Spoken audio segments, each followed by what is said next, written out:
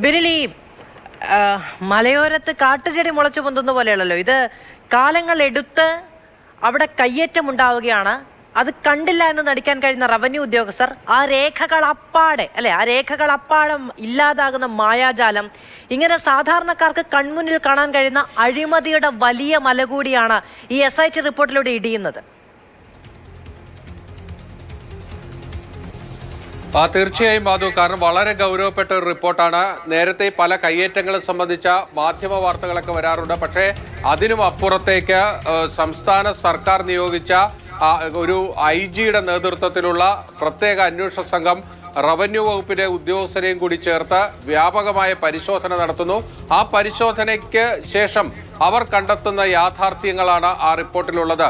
ഇത് വിരൽ ചൂണ്ടുന്നത് റവന്യൂ വകുപ്പിൽ എതിരെ തന്നെയാണ്. കാരണം അവിടുത്തെ റവന്യൂ ഉദ്യോഗസ്ഥരുടെ ഒക്കെ തന്നെ ഒത്താശയോടുകൂടിയാണ് ഈ പ്രവൃത്തികളൊക്കെ തന്നെ നടന്നിരിക്കുന്നത് എന്നതാണ് ഈ SIT റിപ്പോർട്ടിന്റെ കണ്ടെത്തൽ. ആ കണ്ടെത്തലിൽ തുടർ നടപടി വരേണ്ടത് നമ്മൾ നേരത്തെ ചൂണ്ടിക്കാണിച്ച പോലെ ഹൈക്കോടതിയുടെ ഭാഗത്തു നിന്നും സർക്കാരിന്റെ ഭാഗത്തു നിന്നുമാണ്. ഇനി ഇതിൽ എന്ത് നടപടി സർക്കാർ എടുക്കുമെന്നതാണ് ഇനി നമുക്ക് കാണേണ്ടത്. കാരണം ആ സ്ഥലത്ത് ചെല്ലുമ്പോഴാണ് അതിന്റെ ഗൗരവമൊക്കെ നമുക്ക് മനസ്സിലാകുന്നത്. അതിമനോഹരമായ പ്രകൃതി രമണീയമായ ഒരിടം, ആ ഇടത്തെ സ്വാഭാവികതയെ പാടെ തകർക്കുകയാണ് ചെയ്തുകൊണ്ടിരിക്കുന്നത്. അത് കണ്ടിട്ടും കണ്ടില്ല എന്ന് അവിടുത്തെ ഉദ്യോഗസ്ഥർ നടിച്ചു, അവർ അതിന് ഒത്താശ ചെയ്തു എന്നത് തന്നെയാണ് ആ റിപ്പോർട്ടിന്റെ കാതലായിട്ടുള്ളത്.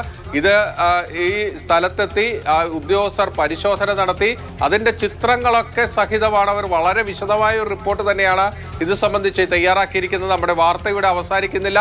ഇതിനേക്കാൾ ഞെട്ടിപ്പിക്കുന്ന നിർമ്മാണ പ്രവൃത്തികളുടെ ഒക്കെ തന്നെ ദൃശ്യങ്ങൾ വരും ദിവസങ്ങളിൽ അപ്പുറത്തേക്ക് വരികയും ചെയ്യും.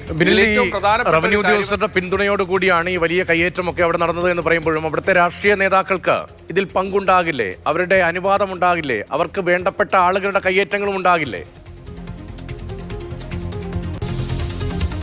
സ്വാഭാവികം നമ്മൾ അങ്ങനെ സംശയിക്കേണ്ടി വരും. കാരണം എന്താണെന്ന് വെച്ചാൽ നമ്മുടെ രാഷ്ട്രീയ നേതൃത്വത്തിന്റെ ഒരു പിന്തുണ ഇല്ലാതെ ഇത്രയും ശക്തമായ രീതിയിൽ ഒരു കയ്യേറ്റമൊന്നും നടക്കില്ല. കാരണം അവിടെ പല റവന്യൂ ഉദ്യോഗസ്ഥരും അഴിമതിക്കാരാണ് എങ്കിൽ അവരെ മാറ്റാനുള്ള സംവിധാനവും നമ്മുടെ ഭരണകർത്താക്കൾക്ക് തന്നെയാണ്. അതോടൊപ്പം തന്നെ അവിടെ എന്ത് നടന്നാലും ആദ്യം അറിയുക നമ്മുടെ പ്രാദേശികമായ രാഷ്ട്രീയ നേതാക്കൾ തന്നെയായിരിക്കും. കാരണം അവരുടെ ശ്രദ്ധയിൽപ്പെടാതെയൊന്നും അവിടെ ഒരു കാര്യവും നടക്കില്ല. ഇവിടെ ഏറ്റവും ശ്രദ്ധിക്കേണ്ട ഒരു കാര്യം, ഈ SIT രേഖകൾ പരിശോധിക്കാൻ പോകുമ്പോൾ ആ താലൂക്ക് ഓഫീസിൽ അതിന്റെ രേഖകൾ പോലും ഇല്ല എന്നതാണ്. അതായത് പട്ടയത്തിന് അപേക്ഷിച്ചതിന്റെ അപേക്ഷകൾ പോലും കണ്ടെത്താൻ കഴിയുന്നില്ല. പാവപ്പെട്ടവർക്ക് ഒരു കാലഘട്ടത്തിൽ നമ്മൾ ഈ ഭൂമി അവർക്ക് പട്ടയമായി അനുവദിച്ചിട്ടുണ്ട്. ആ പട്ടയ ഭൂമി വച്ചുകൊണ്ട് പലയിടങ്ങളിലും വ്യാപകമായ കയ്യേറ്റം നടക്കുന്നു. ഈ പല കൈമറിഞ്ഞ ആ പട്ടയത്തിന്റെ ഒക്കെ ശേഷം അതിന്റെ കൈവശക്കാർ ഇപ്പോഴത്തെ ഉടമസ്ഥർ ഈ പീരുമേടിനും അതിന് അപ്പുറത്തും പുറത്തുമൊക്കെയുള്ള ആൾക്കാരാണ്. ഏറ്റവും കൂടുതൽ ഭൂമി ഇപ്പോൾ കൈവശമുള്ളത് കോട്ടയം, എറണാകുളം ജില്ലയിലുള്ള ആൾക്കാരുടെ പേരിലാണ് അവിടെ കൈവശ ഭൂമി കാണിക്കുന്നത്. പക്ഷേ ഇതിന്റെ ഏറ്റവും പ്രധാനപ്പെട്ട ഒരു കാര്യം, അവിടെ 2 വില്ലേജുകളാണ്. ഒന്ന് മഞ്ജുമല വില്ലേജ്, ഒന്ന് പീരുമേട് വില്ലേജ്. മഞ്ജുമല വില്ലേജിലെ പട്ടയരേഖയുമായി എത്തി പീരുമേട് വില്ലേജിൽ ഭൂമി കയ്യേറാൻ ശ്രമിക്കുന്നു.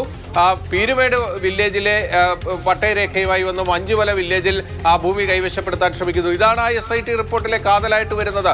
ഇതിനെല്ലാം കരം ഉടച്ചു കൊടുക്കാനുള്ള സംവിധാനം അവിടെ വില്ലേജ് ഉദ്യോഗസ്ഥരുടെ ഭാഗത്ത് നിന്ന് വരുന്നു. അതുകൊണ്ട് തന്നെയാണ് ഇത് ഉദ്യോഗസ്ഥരുടെ ഒത്താശയോടുകൂടിയുള്ള വലിയ ഭൂമി കൊള്ളയാണ് എന്ന് ഈ SIT കണ്ടെത്തുകയും അത് ഇപ്പോൾ സർക്കാരിനും ഹൈക്കോടതിക്കും മുന്നിലേക്ക് വരികയും ചെയ്തിരിക്കുന്നത്. ഇനി നടപടി എന്തായാലും എടുക്കേണ്ടത് വലിയ കയ്യേറ്റത്തിന്റെ നിയമത്തെ നോക്കുകുത്തിയാക്കിയതിന്റെ മുഴുവൻ അധികാരങ്ങളും അനധികൃതമായി ഉപയോഗിക്കപ്പെട്ടതിന്റെ ഒക്കെ വലിയ തെളിവുകളാണ് SIT റിപ്പോർട്ട് മുന്നോട്ട് വെക്കുന്നത്. പരുതൻപാറയിൽ ഒരു വലിയ മലയിടിച്ചാണ് ഈ കയ്യേറ്റം നടത്തിയിരിക്കുന്നത്.